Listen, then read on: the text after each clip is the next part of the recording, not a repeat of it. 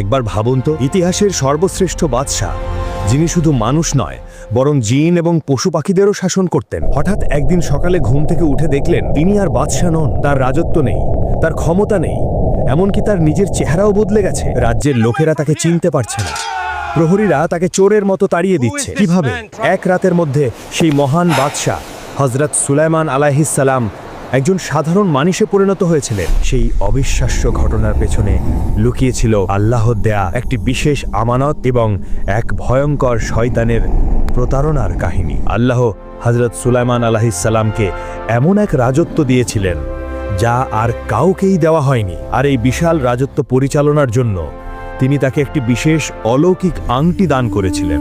এই আংটির মধ্যেই ছিল তার সমস্ত ক্ষমতা। এই আংটির সাহায্যেই তিনি জিন, পশু পাখি এবং বাতাসের উপর শাসন করতেন। হযরত সুলাইমান আলাইহিস সালাম তার এই বিশেষ আংটিটি সব সময় নিজের কাছে রাখতেন, কিন্তু যখন তিনি শৌচাগারে বা গোসলখানায় যেতেন তখন আল্লাহর নামের সম্মান রক্ষার্থে তিনি আংটিটি বাইরে রেখে যেতেন। সাধারণত তিনি তার সবচেয়ে বিশ্বস্ত স্ত্রী বা খাদেমের কাছে আংটিটি আমানত হিসেবে রেখে যেতেন। এদিকে জিনদের মধ্যে সখর নামের এক ভয়ঙ্কর এবং ধূর্ত শয়তান ছিল। সে হযরত সুলাইমান আলাইহিস সালামের এই বিশাল ক্ষমতাকে দেখে হিংসা করত এবং সব সময় সুযোগ খুঁজত কিভাবে তার এই রাজত্ব কেড়ে নেওয়া যায়। একদিন হযরত সুলাইমান আলাইহিস সালাম গোসল করার জন্য তার আংটিটি তার একজন স্ত্রীর কাছে আমানত হিসেবে রেখে গেলেন। ঠিক সেই মুহূর্তে শয়তান সাখার সুযোগ বুঝে হযরত সুলাইমান আলাইহিস সালামের হুবহু রূপ ধারণ করল। সে বাদশাহের মতোই পোশাক পরে, বাদশাহের মতোই হাঁটার ভঙ্গি করে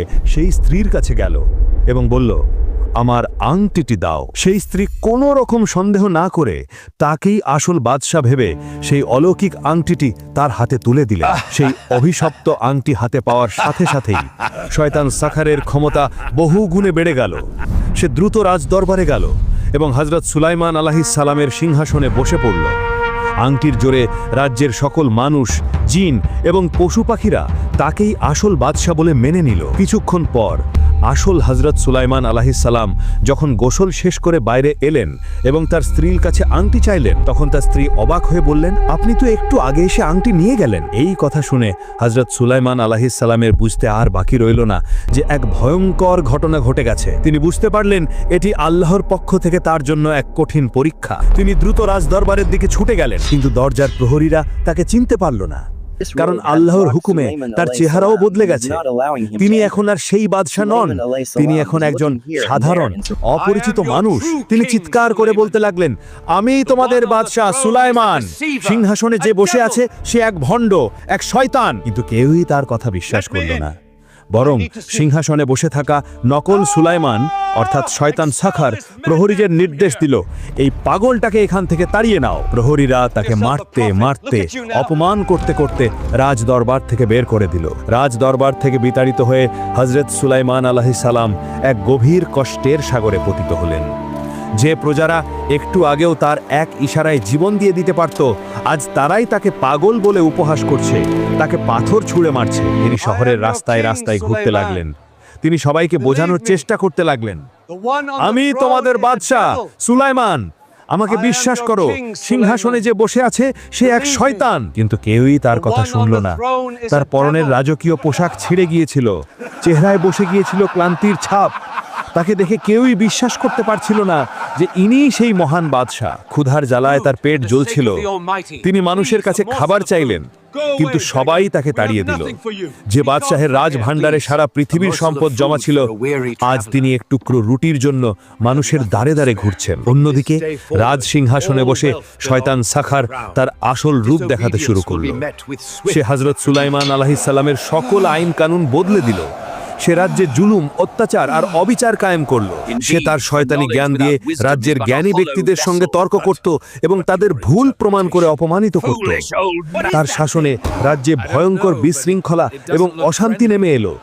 প্রজারা বুঝতে পারছিল তাদের বাদশাহের মধ্যে কিছু একটা পরিবর্তন এসেছে, কিন্তু সেই অলৌকিক আংটির ক্ষমতার কারণে তারা তার বিরুদ্ধে কিছু করার সাহস পাচ্ছিল না। এই 40 দিন ধরে শয়তান সাখার হযরত সুলাইমান আলাইহিস সালামের স্ত্রীদের সাথেও প্রতারণা করার চেষ্টা করলেও আল্লাহর বিশেষ রহমতে সে কখনোই সফল হতে পারেনি। এদিকে হযরত সুলাইমান আলাইহিস সালাম বুঝতে পারলেন এই শহরে থেকে আর কোনো লাভ নেই।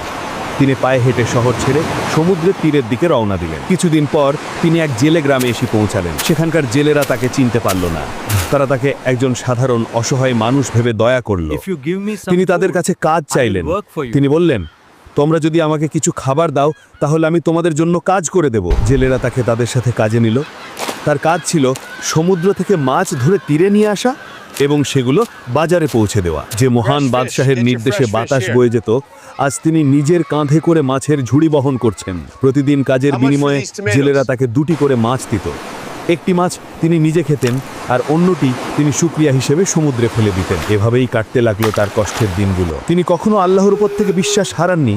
তিনি জানতেন এটি তার রবের পক্ষ থেকে এক কঠিন পরীক্ষা এবং নিশ্চয়ই আল্লাহ তাকে এই বিপদ থেকে উদ্ধার করবেন। তিনি দিনরাত আল্লাহর কাছে কান্নাকাটি করে দোয়া করতেন এবং ক্ষমা চাইতেন।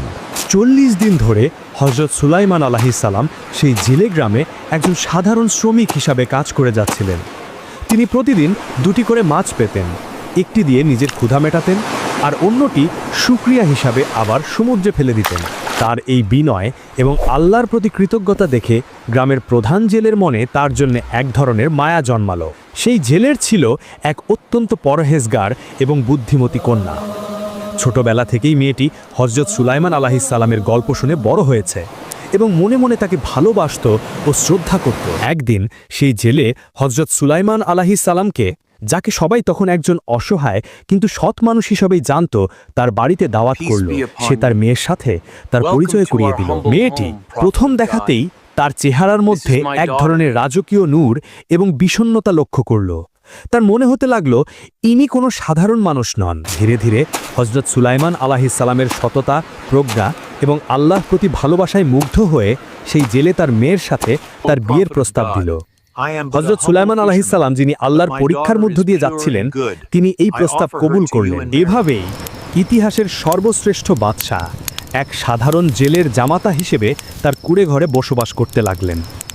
অন্যদিকে রাজসিংহাসনে বসে শয়তান শাখরের সময় ফুরিয়ে আসছিল। 40তম দিনে রাজ্যের জ্ঞানী উজির বুঝতে পারলেন ইনি আসল সুলাইমান নন। ভয়ে এবং ধরা পড়ে যাওয়ার আশঙ্কায় শয়তান শাখর সিংহাসন ছেড়ে পালানোর জন্য সমুদ্রের দিকে ছুটে গেল।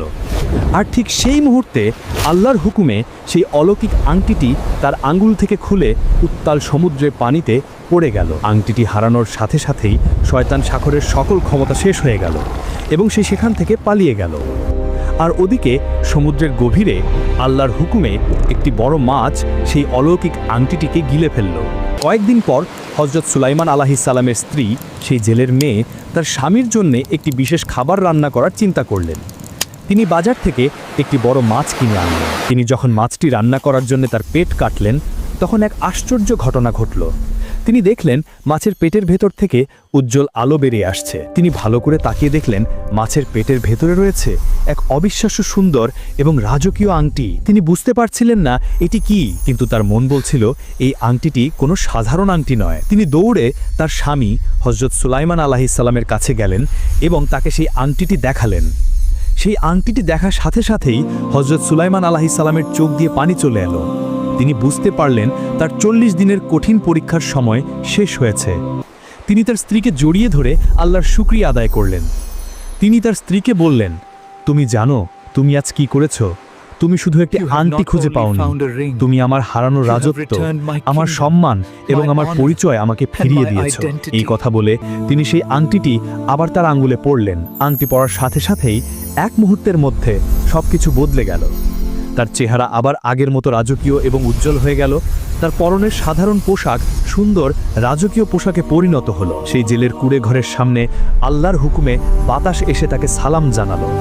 জিনেরা এসে তার সামনে মাথা নত করল আর আকাশের পাখিরা এসে তার চারপাশে উঠতে লাগলো। সেই জেলের কুঁড়ে ঘরের সামনে যখন এই অবিশ্বাস্য দৃশ্য ঘটছিল, তখন জেলের মেয়ে এবং তার বাবা ভয়ে ও বিস্ময়ে হতবাক হয়ে দাঁড়িয়েছিলেন। তারা বুঝতে পারছিলেন